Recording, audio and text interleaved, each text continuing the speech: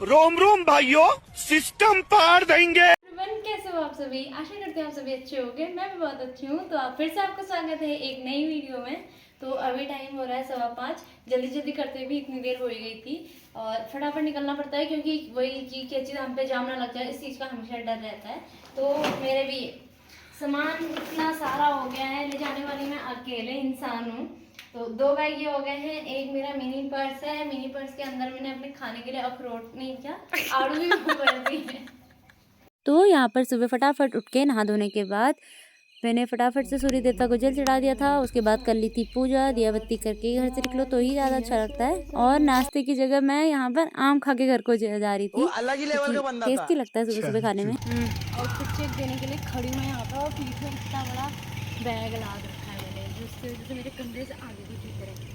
तो कुछ ऐसा सा आउटफिट चेक लिया, हल्का सा बिल्कुल। अच्छा ठीक है, समझ गया। ये देखो, और इसको जाना है साथ में मंदिर, तो अपने साथ पूजा का सामान भी लेके आई है। वहीं से चली जाएगी मंदिर को।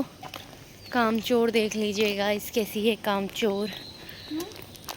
तो उसके बाद दीदी को भी बाय बाय करते हुए मैं निकल गई थी आगे को हल्द्वानी के लिए, सुबह के नज़ारे लेते हुए, मस्त सोते हुए, क्योंकि आज मैं काफ़ी जल्दी उठ गई थी।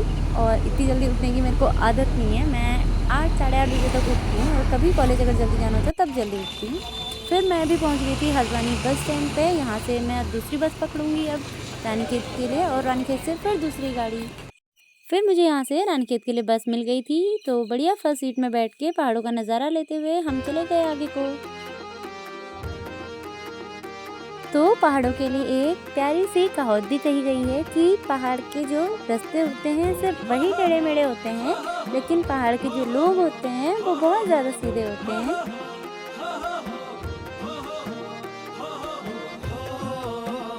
तो अभी हम भी यहाँ पर भवाली पे पहुँच गए थे, और भवाली से ही आगे को हमें जाम मिलना शुरू हो गया था धीरे धीरे करके।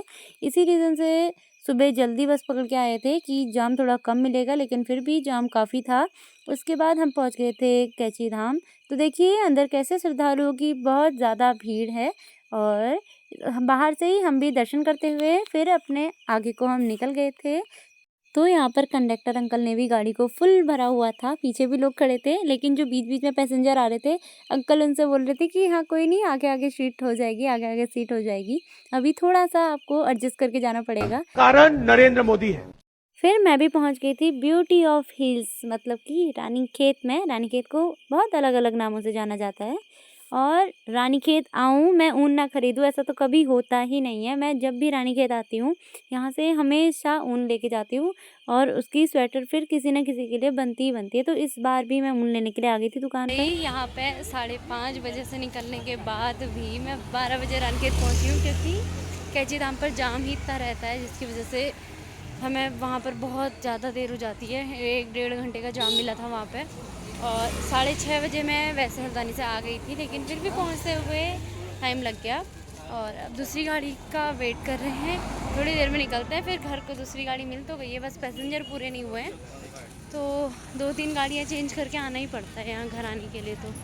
तो उसके बाद अपना रानीखेत से जो जो कुछ सामान मेरे को थोड़ा बहुत लेना था वो सब लेके आगे को मैं भी रानीखेत से जाली के लिए निकल गई थी अपनी वहाँ की गाड़ी में। तो जैसे जैसे हम हल्द्वानी से धीरे धीरे करके ऊपर साइड को आ रहे थे, मुझे ठंडा लगना शुरू हो गया था वहीं से ही, और रानीखेत में भी थोड़ा बहुत ठंडा, जैसे नीचे को जाने में ठंडा लग ही रहा था। तो ऐसे ही पहाड़ों का मज़ा लेते हुए हम भी निकल गए यहाँ से अपने घर को। तो यहाँ पर मैं पहुँच गई थी पंचायत घर पे। यहाँ पर है हमारे शिव जी का मंदिर, और मम्मी और मेरी बहन आ गई थी मेरे को नीचे लेने के लिए, क्योंकि सामान ज़्यादा था और आते आते थकाई भी बहुत लग गई थी। पहुँच गए हम अपने घर, और घर आते ही हल्की हल्की बारिश भी होने लगी स्टार्ट है यहाँ पे। तो यहाँ का क्लाइमेट इतना चेंज है वहाँ से, वहाँ इतनी गर्मी, यहाँ इतना अच्छा मौसम। मेरे को तो रास्ते में भी ठंड लग रही थी। फिर मम्मी ने भी गाय खोली हुई थी, तो बारिश होने लग गई थी, इसलिए मम्मी भी गाय लेके आ गई थी नीचे से हमारे साथ साथ ही। और फिर मम्मी ने बनाया मेरे लिए खाना। फिर मैंने खाना वाना खाने के बाद आराम किया थोड़ी देर। तो ये है मेरी नानी जी। ये जैसे ही मैंने कैमरा ऑन किया तो नानी ने सर पे पल्ला रख लिया था, तो नानी बता रही थी कि पहले से ऐसा ऐसा होता था। पल्ला होता है बुद्धों का, पुरानी जमाने वालों का। अच्छा, ऐसा होता है क्या? के 6:30 बज रहे हैं इस टाइम पे और मम्मी गई है लकड़ी लेने के लिए। मेरे मामा की लड़की भी आई हुई है और नानी भी आई है घर में। अब ये लोग कल को वापस जा रहे हैं तो इसलिए मैं आज ही आ गई थी इनसे मिलने के लिए भी। और अभी वो 2 जने गए हैं लकड़ी लेने के लिए और उन दोनों को ही वीडियो में आने के लिए शर्म आ रही है, पता नहीं क्यों तो बहुत ज़्यादा। और नानी को दे दिया उन लोगों ने यहाँ पर सब्जी काटने का काम। नानी बैठ के काट रही है सब्जी और वो दोनों लेने के लिए गए हैं लकड़ियाँ। मम्मी ने उसको भी लपेट दिया साथ में। शाम के टाइम का वेदर कुछ ऐसा सा हो गया है, बारिश भी नहीं है और बढ़िया मौसम हो गया है यहाँ का, हल्का ठंडा वाला। झिंका चिका झिंका चिका झिंका चिका झिकंका। तो बाहर से बैठ के कहीं से मस्त चिड़ियों की चू चू करती हुई आवाज़ आ रही थी। यहाँ पर नानी बैठ के कर रही थी अपने भजन शाम के टाइम पे और मम्मी फिर आ गई थी लकड़ियाँ लेके और यहाँ पर खेत पे काम कर रही थी। तो मैं ज़बरदस्ती मम्मी को ऐसे व्लॉग में ले रही थी क्योंकि मम्मी को वैसे आने में तो शर्म आ रही थी। तो भाई ये लोग आगे देखो, कर्मठ औरतें कैसे काम पर लगे रहती हैं दिन रात। अब ये लकड़ियाँ लेके आई, अब ये बीन्स से साफ़ करने लग गई हैं यहाँ पर। थोड़ी देर में भी गाय के गोठ चले जाएंगी, उसके बाद अपनी पूजा पाठ करेंगी, फिर अपनी ईद को अपनी चेलियों को खाना खिलाएंगी, है ना? जोर से बोलो।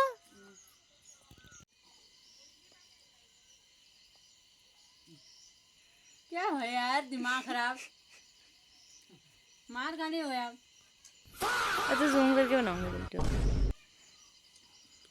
ये बैठ रही थी आमना थानी, ये मेरी नानी और ये मेरे मामा की छोटी वाली लड़की। तो क्योंकि आज शनिवार भी था इसलिए मम्मी मंदिर गई थी गंजू को अपने साथ लेके और शाम को सब बैठ के चाय पानी पी रहे थे हम लोग। तो भाई मम्मी ने मंगाया था अनानास यहाँ पर इतनी शौक से। हमने बोला था मम्मी से कि वहाँ से कटा हुआ लेके आते, तो मम्मी ने बोला नहीं नहीं उम्मू को तो आता तो है काटना। भाई पिछले बार जब मैंने खुद अपने लिए काट के खाया था मेरा पूरा मुंह छिल गया था इनसे, क्योंकि मैंने इसे काटे ही नहीं निकाला, मुझे पता नहीं था कि इसको कैसे काटते हैं। तो अभी भी मैं ऐसे ही काट रही हूँ। इन लोग के मुँह का क्या हाल होगा मेरे को नहीं मालूम, इसके रिस्पॉन्सिबल ये लोग खुद से हैं। तो आपको आज की वीडियो कैसी लगी कमेंट करके ज़रूर बताना और आगे की वीडियोस देखने के लिए बने रहना मेरे चैनल पे।